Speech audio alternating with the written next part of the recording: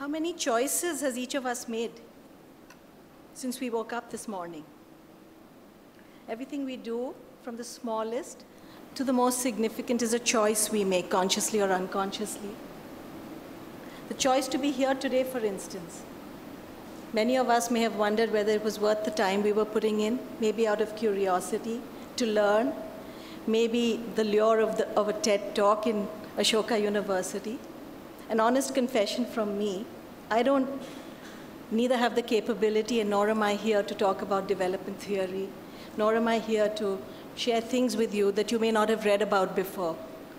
I'm here to share with you a journey, individual and organizational, that has led me and led many of us to a realization that may seem very obvious to all of you here now.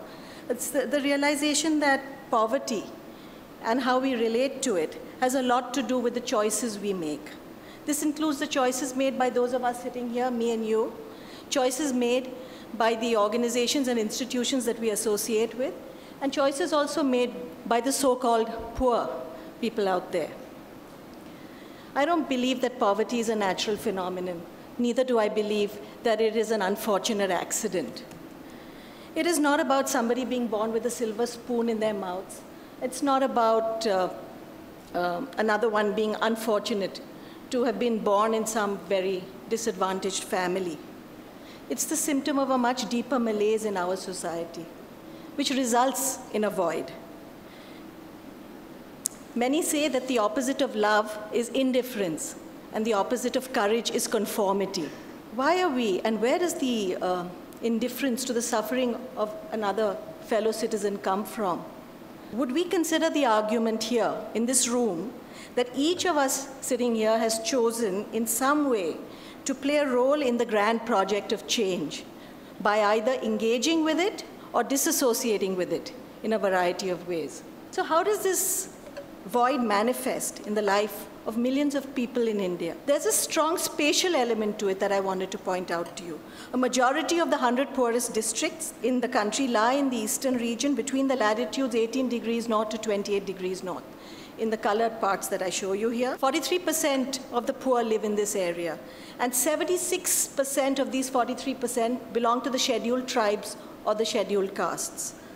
This is about 290 million people, most of whom, which is almost half of entire poverty in sub-Saharan Africa. It's the largest concentration. Ironically, these are very high rainfall areas, 1,000 to 1,800 millimeters per year. I say ironically because it experiences drought. Every year, there is drought. Families have land here. A lot of the tribal areas are covered by they're guaranteed. The Constitution protects tribals from land alienation, right? So these, they have land, but they do not have productivity or production. This is an area with high concentrations of mineral wealth that we all know about, crisscrossed by rivers and rivulets, forest cover. Yet poverty is so low. As I speak now, as we all sit here, this is the lean and hungry period in the year. Because sowing is over, weeding and harvest operations are when wage labor is available. Food stocks have run out. People are sick. They're borrowing money. And this is the point in time when indebtedness peaks. And it is not unusual to find interest rates of 120% per annum or more, apart from other modes of repaying, just cash interest rates of 120% or more.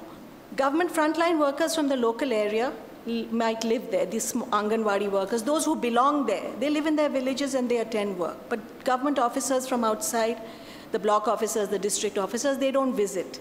They don't seem to see themselves as responsible much to contribute to the well-being of communities there. They live far away, they hardly visit.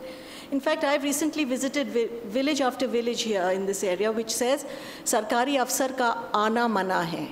Government officers are not allowed to enter our village. They have signs up there. I wonder how many of you have seen those signs. John F. Kennedy once said, the rising tide lifts all boats. But what about those people who don't have any boats? What happens to them when the tide rises? They get grounded, they sink, they drown.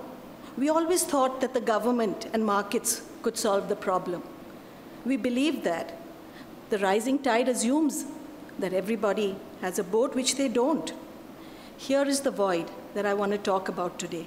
Where are the professionals who will work in these difficult areas and circumstances with the people who do not have boats, work with them to build boats, to find alternate means, so that they too can rise with the tide? What lies below the surface? What is below the surface of this then? The spatial concentration, which we perhaps all know about and think about. A key refrain through our experience of engaging with women in these regions has been to stimulate a sense of mattering, that I matter. It's a movement from I don't matter to I matter that simmers below the surface. They take what they get and they make the most of it. They work very hard. Can you imagine? It's very difficult sometimes to imagine how a mother feels when she puts her child to bed hungry every single night. She knows that she cannot do any better. She knows that there is no alternative, and it is not in her capability to do any better for her child. It is through these everyday experiences, through the daily living, through the quotidian, that we see that the reinforcement of I don't matter, I cannot make a difference, I cannot even dare to dream of an alternate future. This is the refrain that is simmering under the surface. This is the self that is simmering under the surface, and this is the self that we wish to engage with, not to deliver services to. We are not keen to deliver services to that self, which has got this deep sense that I am just not important. I just cannot do anything. I cannot make things change. The sense of self, then, is intimately linked with the sense of the socio-economic and the political, with those changes. By political, I do not mean party politics. I'm talking about citizenship. I'm talking about citizenship vis-a-vis the state, the rights and duties that we enjoy as citizens, as also citizenship in terms of helping each other out. The politics of love, of solidarity, of affection, that is a very strong and important politics that is important to think about. The movement from I don't matter to I matter. The movement from I can't to I can. The movement from I won't to I will. Once this is stimulated, so too are new choices. That is how new choices are stimulated. The choices involved in building a new, better, and a desired future. Not one that is handed to me by the government or handed to me by people who know better than me. A choice towards a future that I determine that I would like and I would work towards. I often find the Borromean knot is a very useful metaphor to remind me again and again, where the three rings are inseparable, and yet when you take any one ring away, the other two fall apart. In order to engender processes of any kind of transformative change, these three, the socio-economic, the political, and the self, have to work closely together. Otherwise, no supply-side solutions are going to help anybody. For example, I quote a little bit from a recent longitudinal study for the period from 2010 to 2014, where we engaged 45,000 families. And when we started, 84% of the women said that it is normal and it is okay to be beaten up, it is okay to have violence. It's not only our lot, but it's what we deserve. This is the order of things. At the end of the period, this came down to 14% after discussions and processes. Similarly, petitioning to governments to make things work for themselves in their local milieu. This increased from 14% to 59%. And from 72% up from 7% was the understanding that economic equality was important for men and women, as well as for people who live in those milieus versus others. And this was up from 7%. Only 7% thought otherwise earlier that this was an important thing to even imagine or strive towards. 930 new collectives were formed around gender justice by the women. And they then not only worked for themselves, their own member base, but also for all women in that area. And followed up closely with duty bearers, the panchayats, the local officials, to track things. So this is the spirit of helping each other, of picturing the change and changing the picture, like the horizon, which is always receding. Transformative change is also a journey. It's not an end point. We never reach there. We just keep struggling and striving towards it. But who will do this is the big question that we have. Not how will this be done, because the how will keep changing depending on the creativity people bring. But who's going to do this after 70 years or however many years we have of independence? This remains a huge challenge. And the birth of Pradan is closely linked with this question, perhaps the void we are referring to. Transformative change is a very complex task and requires India's brightest minds to deal with it. People with compassion and empathy, as well as knowledge resources. It's not enough to have one or the other, heart or head. No point being a bleeding heart if you can't deliver, and no point just having a head if you can't touch the human cord. Both are absolutely essential to actually go out there and stimulate some change. It is at the core is the self of the person, not only the persons in the community, but persons like ourselves who think about this. And it touches the political, the social, and the economic.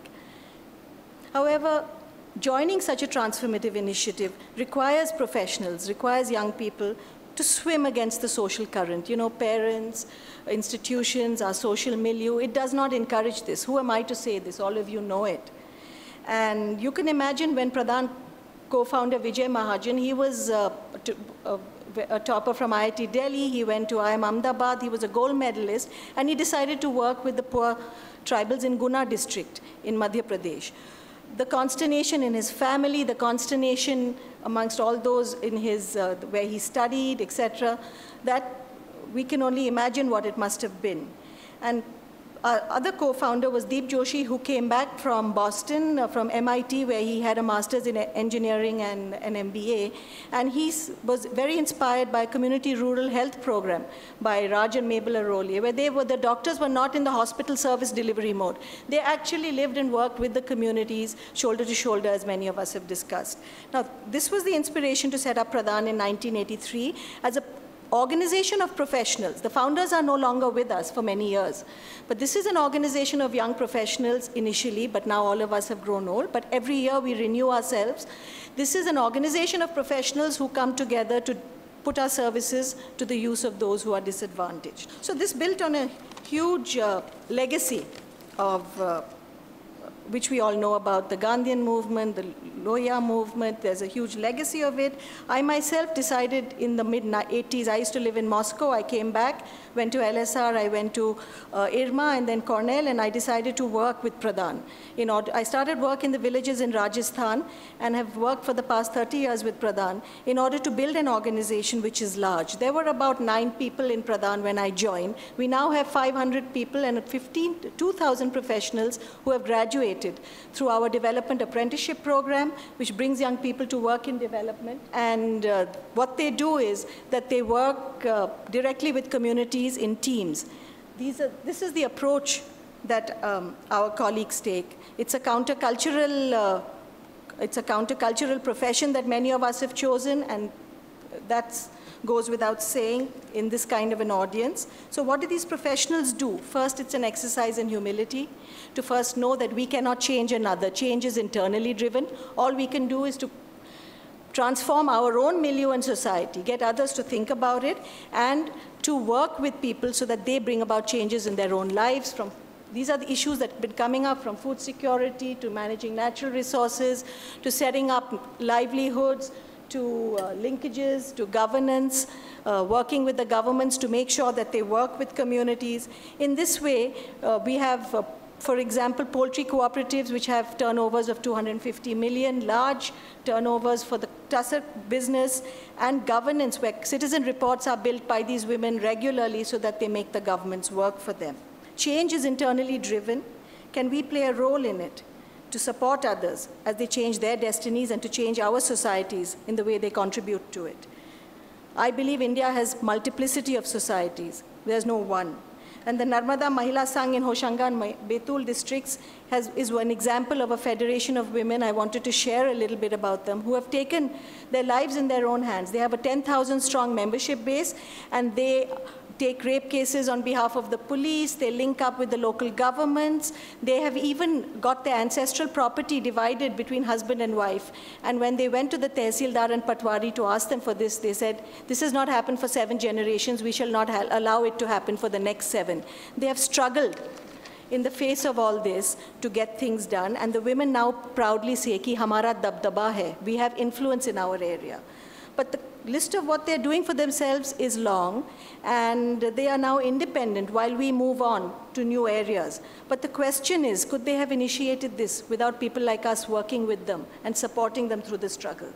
What would it take for each of us to make reversals in our own way, a whole new set of internal choices as individuals, professionally, and institutionally?